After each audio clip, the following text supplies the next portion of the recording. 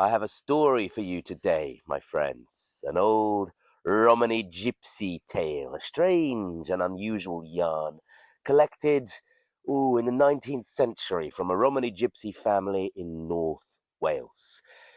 Very old kind of story, this, carried in the oral culture for many hundreds of years, and that has a lot of old wisdom baked into it.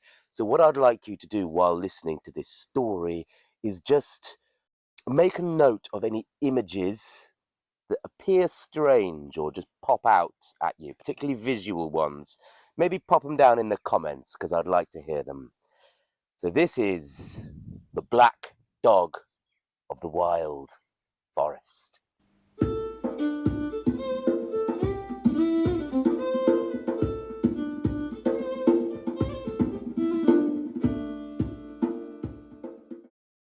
Long ago, long ago, in the north of Ireland, there lived a king and there lived a queen. And they were very happy together and they had one son.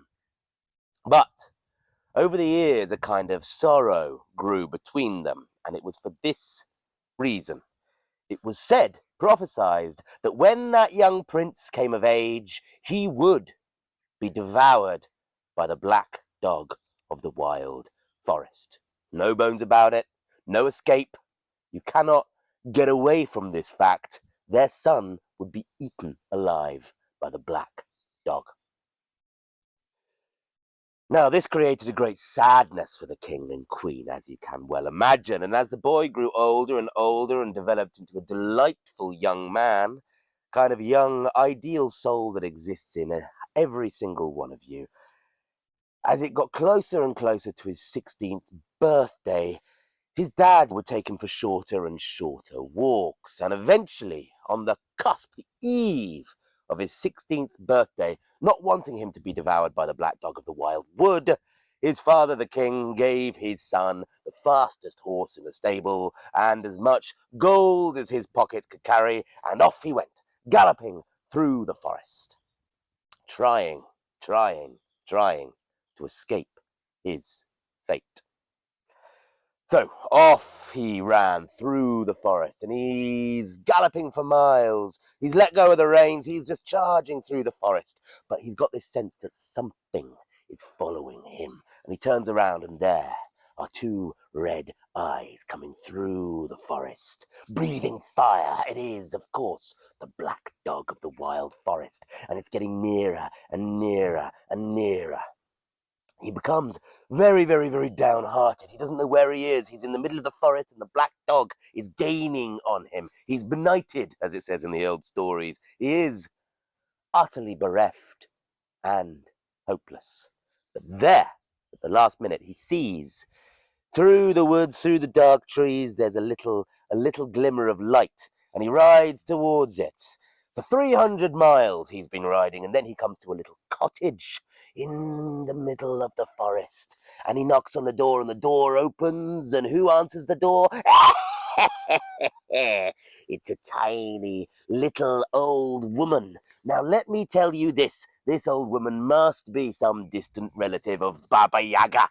She was older than the old. She was wrinkled. She was wizened. She had no teeth in her head. Her breasts dangled right down to the floor, and the warts on her chin had warts growing out of them. Come in, King of Ireland's son, she said. Oh, yes, I know you very well, and I know you are ill, my boy. Come in.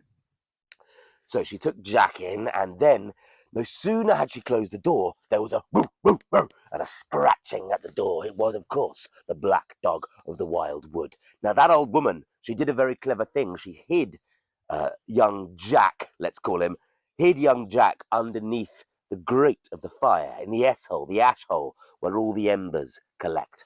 Hid him in there. Then the dog burst open the door, the black dog. But you see, this old woman, she had a little dog as well. And this little dog's name was Hear All. So this old woman, holding a frying pan, dung, fought with the black dog. And so did the little dog. They caused a great clamour in the kitchen, pots and pans going everywhere, furniture being burst open. But eventually the old woman and her little faithful dog here all got one over on the black dog of the wild forest, and it was chased from the door. She then got Jack out of the ash hole, all covered in cinders and dirt. All his fine princely clothes were all ruined.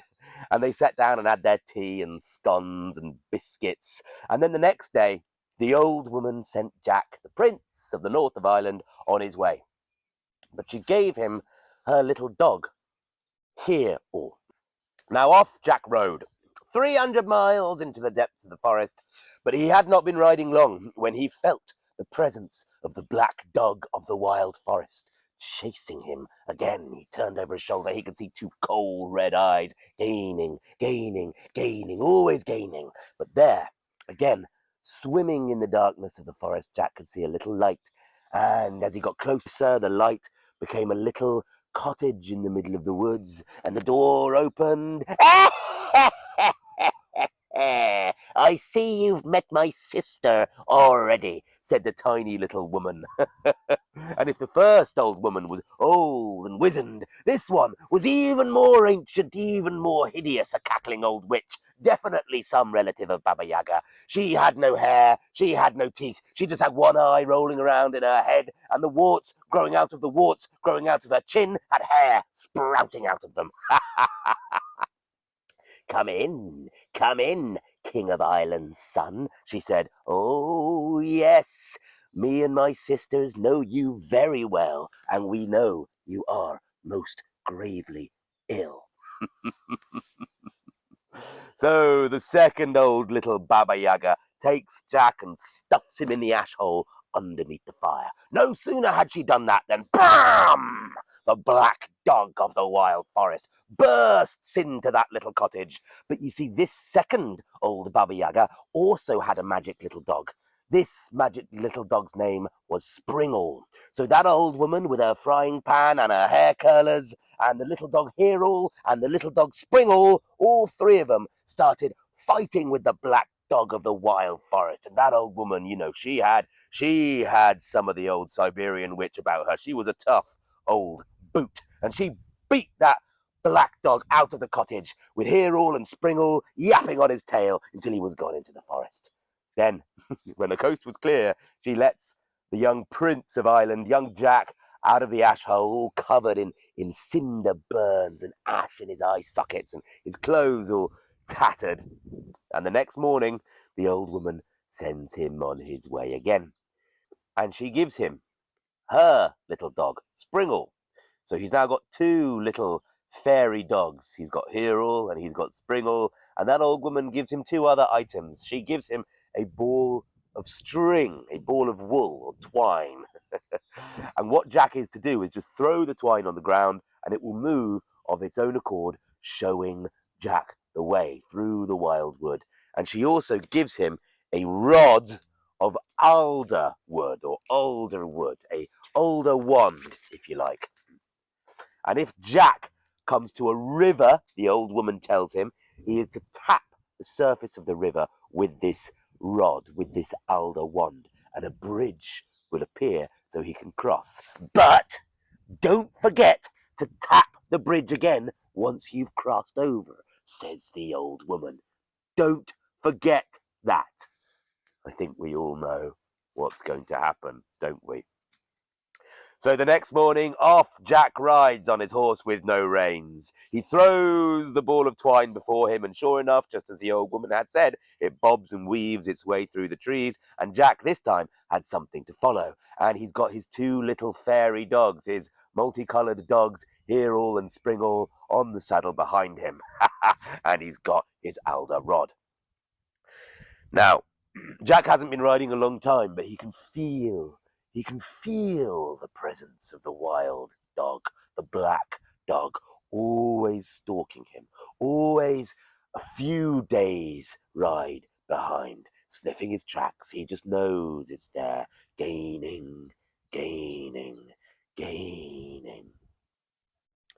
Now the ball of twine is bobbing its way along, and eventually it stopped at a river. And then it rolled into the river, along the riverbed, out the other side, all dripping wet, and further into the wild forest. Jack is there, and the old woman had given him the instructions, so he got out his elder wand and tapped it on the surface of the river, and sure enough, lo and behold, a bridge of alder rises out of the water, and Jack crosses over. Remembering the old woman's advice, he turns around, taps the bridge, and descends back into the river. Jack continues into the forest, and later the black dog comes to the river, but it cannot cross the running water. It can go no further. Jack emerges from the forest into meadows and plains and fields and gardens. And there, on the horizon, is a great castle, surely the residence of some great king and queen, far finer than his mother and father's royal house back in the north of Ireland. And sure enough there, riding towards him, is a great retinue led by a king. Now Jack, remember, is all wearing all these cinder-marked clothes and is all wild and rough from his time in the forest. He does not look like a prince. But the king, he sees something in Jack. He thinks he's not just some wild ruffian of the woods. So the king speaks to Jack and he says, "Boy, can you shoot? Can you hunt?" And Jack said, "Well, yes, I can hunt well enough." So the king and Jack and the retinue spent all day shooting squirrels and deer and partridges and what have you. And they came back to the castle with a great big haul. And the king and Jack, they had been getting on really, really, really well. They had been chatting, and the king invites Jack back into his house for a great feast. Now, the king had a daughter who was very, very, very sexy. And Jack and this king's daughter got on very well indeed. They were having a good natter together and a bit of a flirt. And later that evening, Jack and the king's daughter, they popped out of the castle, out of the palace, under the moonlight to have a bit of a canoodle. And, Jack was showing off a little bit, saying, I'm actually the son of a king myself, And he was wearing some nicer clothes now as well that had been given him. So in this way, Jack and the king's daughter came to the banks of the river, which Jack had crossed earlier that day. And Jack, showing off a little bit, he got out his rod. He got his rod out. And with his older wand, he said, "Look at this. Your dad, I hear, wants a bridge built over this river. The water flows so fast, no man can build it, but I can build it." "Oh, show me," said the king's daughter. Boom. And he tapped his elder wand on the surface of the water, and up sprang a bridge of alder wood. Fine bridge too it was. And the king's daughter was very, very, very impressed. And, they'd had a little bit to drink, had Jack and the king's daughter, and giggling and cavorting and canoodling with one another, they made their way back to the king's palace. And you know what Jack forgot to do? That's right. He forgot to tap that bridge again, and it remained over the river. And that very night, the black dog of the wild forest crossed over that bridge and headed directly for the king's palace. Now, the next day, the king and his retinue and young Jack, his new, potential son-in-law, went out hunting again, and they had a great time. They were hunting this and that.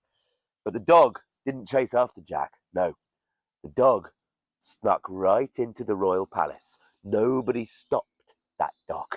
The sentries and guards just stepped to one side, and that dog padded up the stairs all the way to the top of the castle, where there was another old woman. The king's own mother, some say. And if the other two old women were older than the old, this old woman was ancient.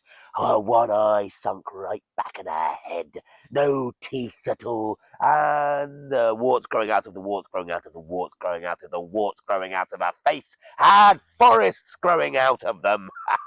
And her breasts lactated deadly nightshade. This was the babberiest, yaggeriest witch of them all. And this old woman, right in the very centre of your inner castle, she spoke with the black dog of the wild forest, and they plotted together. The black dog said to the old woman, "I will go and hunt Jack now, and he will kill me. But when he rides victorious through these city gates, you will ask him what he's going to do with the corpse, and Jack will say this: I'm going to burn the black dog of the wild forest. Let him do so. When my body is turned to ash, get a stick and rake through the ashes, and you will find a little bone, a special little magic bone. You will put that in Jack's ear when he's sleeping, and he will never wake up." "Good, good," said that old woman, because she didn't take too kindly to Jack, this interloper in her royal palace. So sure enough, Jack and the king were hunting with the royal retinue, and they were having a gay old time. You know, they were cracking jokes. It was banter between Jack and the king was really starting to take a shining to his son-in-law, and they were killing stuff left, right, and centre. But there, suddenly, in the middle of the forest, coming straight for Jack, was the black dog of the wild forest. Now, you need to know that the old woman in the palace had locked Jack's two little dogs, Hereall and Springle, in the cellar. So this dog was coming for Jack, and he was fighting with this dog, but the dog was getting one over on Jack. It was biting him here and there. It was breathing fire, scorching the trees. The king and the retinue had fucked off in terror, and Jack was all alone, facing the black dog of the wild wood. And then he called out, "Where are my little dogs, Springle and Hereall?" And you know what they did? They sprang, they erupted out of the cellar in the royal palace, flying through the air, and landed either side of Jack. And the three of them together managed to fight off and kill the black dog of the wild forest. And sure enough, Jack rode back to the king's palace with the black dog over the front of his horse. And the king's own mother, the matriarch of the palace, older than the old Baba Yaga herself, said, "What are you going to do with the corpse, handsome young prince?" And Jack said, "I'm going to burn it," just as the black dog said he would. So he burned that corpse until there was nothing but ashes and dust remaining. And then the black dog, presumably in spirit form, went to the old woman at the top of the castle and said, "Remember, remember, remember, take a stick and rake through my ashes, and you will find the little bone." So the old woman did so in the dead of night when no one was awake. She raked through the ashes with a stick and found, sure enough, a little lucky bone. And she crept into Jack's chambers and put it in his ear. And the next morning, Jack didn't wake up. So with great sorrow and solemnity, Jack was buried in the ground. 3 days and 3 nights, Jack was buried under the earth with that bone in his ear. But you know, Jack's two little dogs, Hereall and Springle, they were just moping around the grave the whole time, scratching and scratching and scratching and scratching, digging and digging, and eventually the parson said, "This won't do. These dogs won't leave the grave alone. Something is up with this. We better dig up. We better exhume the corpse." And he did so. And as soon as he did so, little Springle leapt down and started licking Jack's ear. And Springle, the little dog, licked that bone right out of Jack's ear, and he woke up. Understandably, he was a bit shocked, and he said, "Where am I?" And the parson and the undertaker said, "Well, the king had you buried here." Now Jack returned to the castle, a dead man walking. But as you can imagine, no one wanted anything to do with Jack anymore. He had risen from the dead. He was shunned and shooed out of the castle. He was given a horse and a bit of bread, and of course his two little dogs, Hereall and Springle. So, what was Jack to do? The black dog of the wild forest was dead. He could go home now. So, Jack made his slow way home over the river with a bridge, through the forest with his two little dogs, Hero and Springle. And he was moving through the forest, and eventually he came to landscape he recognized that reminded him of home. He hadn't been here for a long time. And then little Hero, the dog, leapt off his saddle and waited in the road. He would go no further. And Jack said, "What's wrong?" And little Hero said to Jack, "You will cut my head off now." And Jack said, I don't want to do that. You're my faithful dog. You've saved my life. I love you. I'm not going to cut your head off. You will cut my head off now, or I will devour you, said little Springle. Strange. So Jack did as he was told, weeping, cut off the head of his little dog. He rode on, and then, as you can probably guess, little Springle jumped out of the saddle as well, and stood in the road, unmoving, and would go no further. And Jack said, "What's wrong? You too?" And little Hero said, "You'll cut my head off." "No, what is it with you?"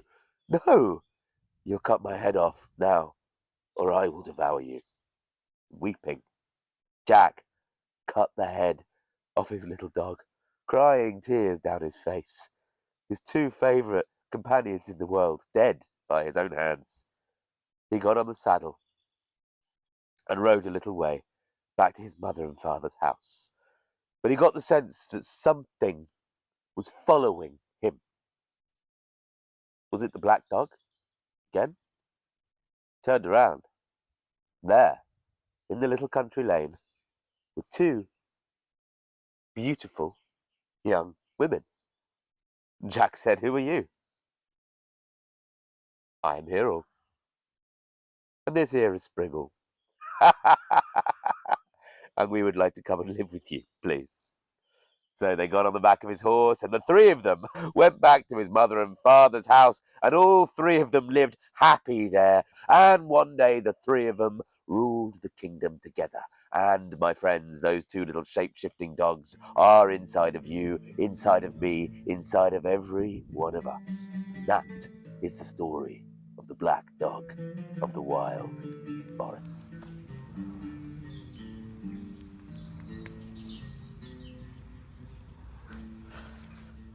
So, my friends, interesting story, that one, isn't it? You can really tell a gypsy yarn. They're so illogical sometimes, but I feel the more illogical a story is, the closer to dream it is, to dream logic, the older it is, and the more subconscious imagery and symbolism is there. So, my friends, I would really like to know what leapt out at you in that story. What felt odd? What felt strange? What felt difficult? What image flashed out loud and clear in your mind? Let me know in the comments. I'd like to know. I'd also like to know your take on this story. As I said at the beginning, this was first collected in, I think, probably around 1870 in North Wales by a Romani gypsy family. The Romanis started arriving in these islands in about the 16th century, coming all the way from India. So they carry a lot of the old, you could even say, Indo-European mythos in their oral tradition. But of course, mixing with native folklore from these islands as well, like the black dog, like the black shuck, which are really popular in the British Isles, particularly in Britain. Uh, I'm not about to say what the black dog means, because I think there's a whole variety of things. But one possible thing, quite an obvious one, is depression, isn't it? Depression and existential dread. And it certainly feels a bit like that in this story, doesn't it, with the black dog trailing Jack. And what of these two little dogs? What of these two little dogs? Fairy dogs, multicolored fairy dogs. They're very popular in British and Irish folklore. Also, I'm sure you've noticed how many other myths and folklore this story kind of brushes up against in a way. You know, the ball of twine, like Theseus's ball of twine, Theseus and the Minotaur, and the labyrinth. The forest is like the labyrinth. The alder wand. I've done a video on the alder. I'll put a link to it. But the alder always links to bridges and bridging over. And also this ear bone and this being dead for 3 days. I mean, this This to me just speaks of a shamanic initiation, a complete breakdown of the ego and the identity so you can be rebuilt again. So many things, so many old ideas going on here. So I'm really interested to hear your thoughts about this little folk tale, little gypsy yarn, the black dog of the wild forest. A similar story to this, a similar Irish folk tale, is Conada and the Three Golden Apples that I've told on this channel. So I'll put a link to that there. Or if you want to know maybe more about the folklore of the alder wood and the alder tree and its link to bridging, I'll put a link to that video here. Thank you so much, my friends. Thank you to all my Patreons. See you next time. See you later.